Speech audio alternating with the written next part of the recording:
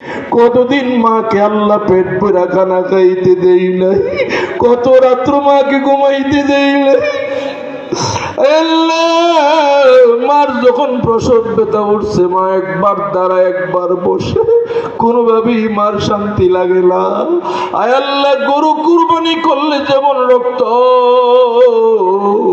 মায়ের পেটের এমন রক্ত দিয়ে গোরের মাটি লাল বানাইলাম। আল্লাহ, মা আমাদের চেহারা দেখে সব কষ্ট ভুলে গেল। কয়েক বছর পর্যন্ত মা মেথরের মতো প্রস্রাব পায়খানা গুলো পরিষ্কার করল।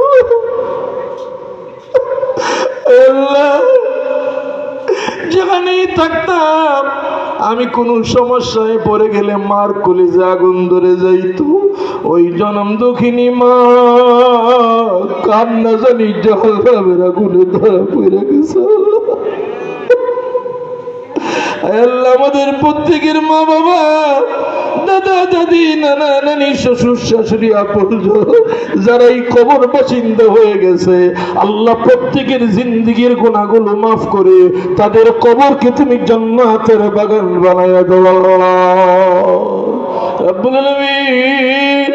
এই মানুষগুলো, এই এলাকার মানুষগুলোকে তোমার কাছে আমানত রেখে গেলাম। আসমানের আযাব আসমানে তুমি উঠাইয়া নাও, জমিনের আযাব জমিনে দাফন করে দাও। আযাব গজব থেকে আল্লাহ, যেই গ্রামে নবীর বাগান মাদ্রাসা, যেখানে 14-15 ঘন্টা কোরআন তেলাওয়াত হয়, এই গ্রাম এলাকাবাসীকে তুমি আসমানি আযাব গজব থেকে তুমি হেফাজত করো আল্লাহ।